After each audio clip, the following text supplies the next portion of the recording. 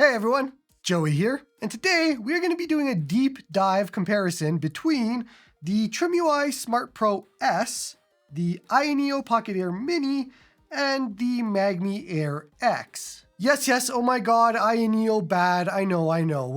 We're hating on Ayaneo this month. I got my Ayaneo pretty quickly.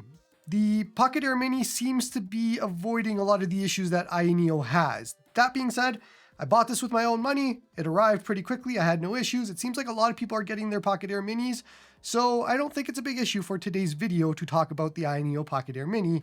And so that's what we're going to do. We're going to talk about all three devices, and yes, including Ayaneo. Now, fairly obvious reason as to why we're talking about all three devices, but they're all in the same price range. They're all doing similar enough things that a lot of people are going to be asking, which one do I buy? What is the best option out of the three? I think for most people, it's probably between the Mangmi Air X and the Ayaneo Pocket Air Mini, but the TrimUI Smart Pro S is also around the same price, so I figured why not include it?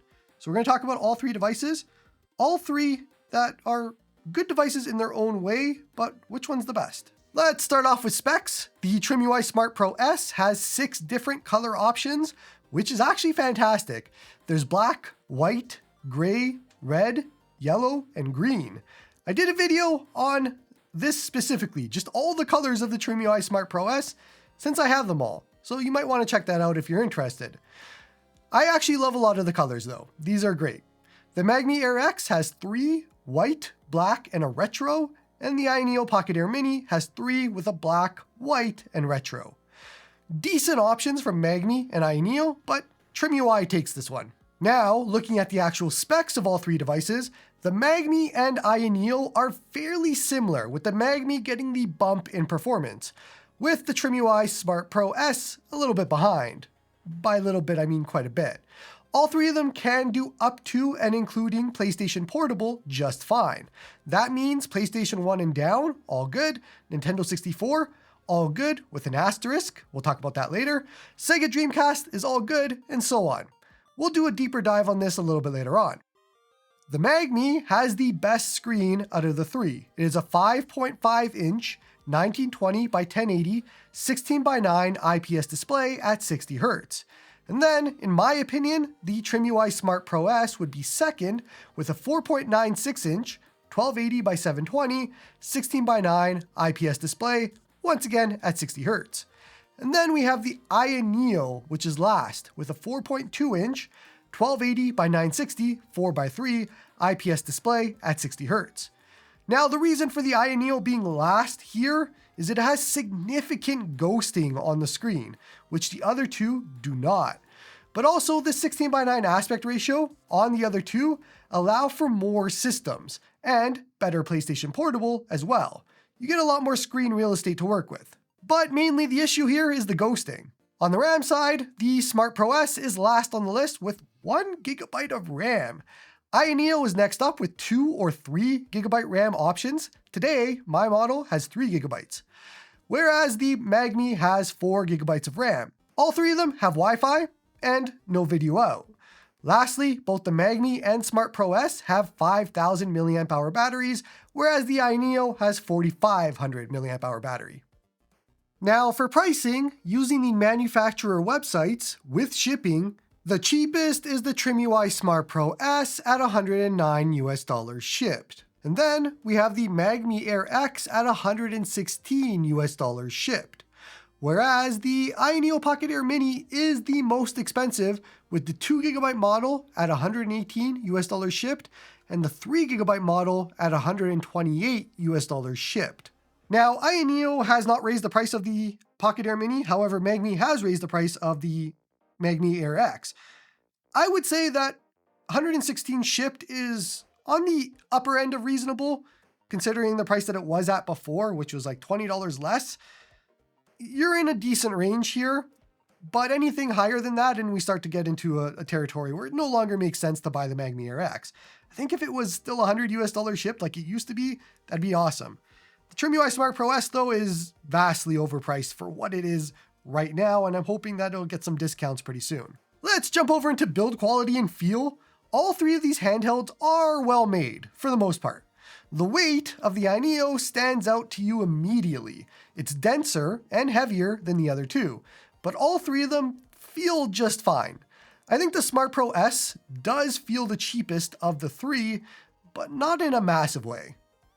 Looking at the D-pad, and I find the Ayaneos to be the most comfortable to use.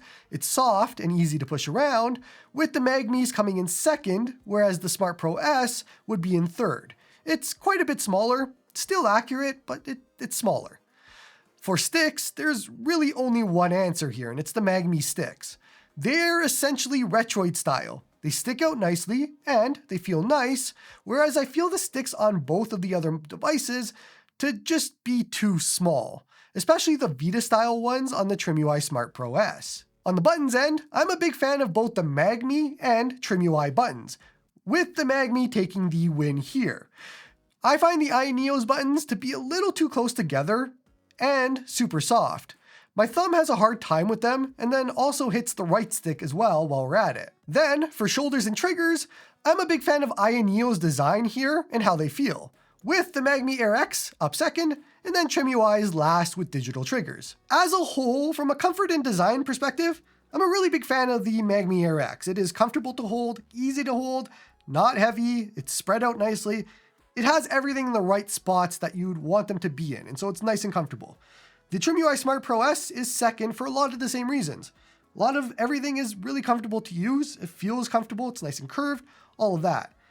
Ayaneo Pocket Air Mini is last on my list. It's a little too cramped for me. It's denser, feels heavier. I was having a tough time with getting comfortable with this device. And so out of the three, Mangmi Air X first, TrimUI Smart Pro second, Ayaneo Pocket Air Mini third for comfort, ergonomics, all of that. Now, we talked about screens before, but the Mangmi Air X is the clear winner here with the 5.5-inch 1920 by 1080 IPS display. It is just better than the other two in every single way, especially when you consider the ghosting issues that happen on the Ayaneo. It is a very easy win for Mangmi here. Speaker-wise, I actually like both the Mangmi and the Ayaneo here. They have different sounds. The Ayaneo kind of lacks some bass and all of that, but both of them are good to my ears for the price. The TrimUI is third on this list. I find the other two to just be way better sound-wise. Not to say it sounds bad, but it's just not as good as the other two. Let's have a quick listen.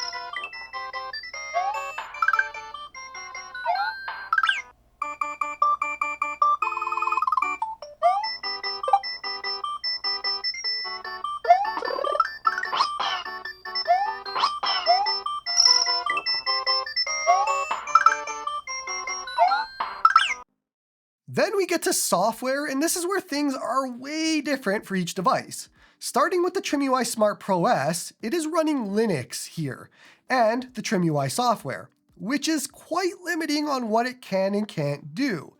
And so most people are going to be waiting on a custom firmware to work with it, so that you could be able to do a lot more. The Ayaneo is running Ayaneo's customized build of Android, and it has a lot. It is quite bloated. To me, it's a little bit too much. It doesn't feel like Ayaneo really customized their software to this device. It just feels like they scaled down another build to fit the 4x3 screen because a lot of the text is just too small and it seems like it's just so cramped on their display. The Mangmi, at least mine, is running Gamma OS, which really does enhance the overall experience. That being said, it is a bit unfair because it is a custom firmware, and the other two are stock. However, even on stock, I do vastly prefer Mangmi's Android operating system to Ayaneo's bloated version and the TrimUI. You just have more options to you, and it doesn't feel, again, for lack of a better word, bloated. All three are fine, but both the Mangmi and Ayaneo have a leg up here for having Android. And what that means is a lot more access to a lot more things, which we're going to talk about now in performance. Now, if you're an aspect ratio purist, then the 4x3 screen in the Ayaneo would make the most sense for systems like PS1 and under. A lot of those systems are 4x3, they look nice on the display, minus the ghosting, and so it's a nice fit. But like I mentioned, all three devices can do PlayStation 1 and under just fine. So unless you are absolutely scared of black bars, all three devices work great. However, there are two wins here for Game Boy Advance and Nintendo DS on the Mangmi and TrimUI.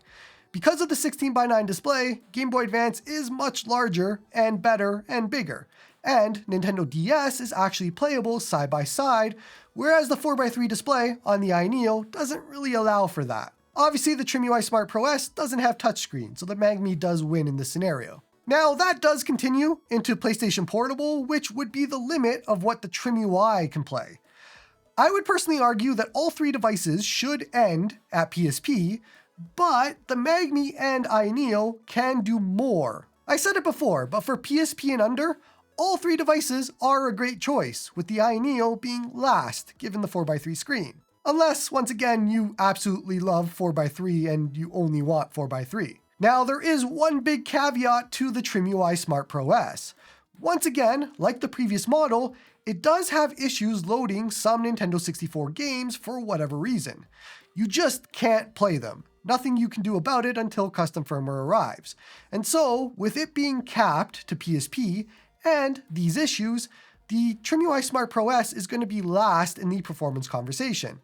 It can't go past PSP at the moment, so you really can't do much else. However, both the Mangmi and Ayaneo can go further into Nintendo 3DS, GameCube, PlayStation 2, and so on, thanks to Android.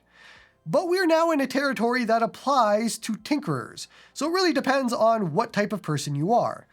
If you're like me and you just want to boot a game and have it be full speed and work without having to put in a lot of effort, then all three devices do end at PSP. However, if you like to tinker and you want to see if you can get more out of the system, then you can go further into GameCube, PlayStation 2, and so on.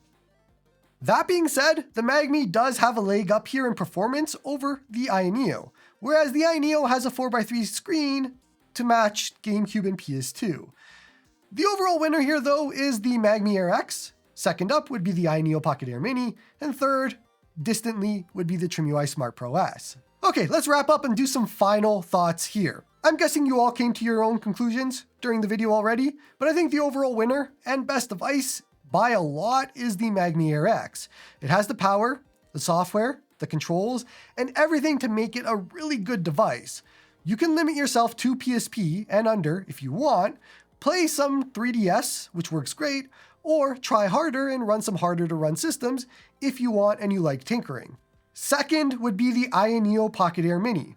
As much as the ghosting has really bothered me, it's the second best choice out of the three. Similar performance, just behind the Mangmi Air X. It's running Android, so you have a lot more options. It's a unique 4x3 aspect ratio screen, and so on. I think there are reasons why you would buy an Ayaneo Pocket Air Mini if you wanted to, even if I personally wouldn't buy it again. Lastly, we have the TrimUI Smart Pro S, and it really is the third wheel here.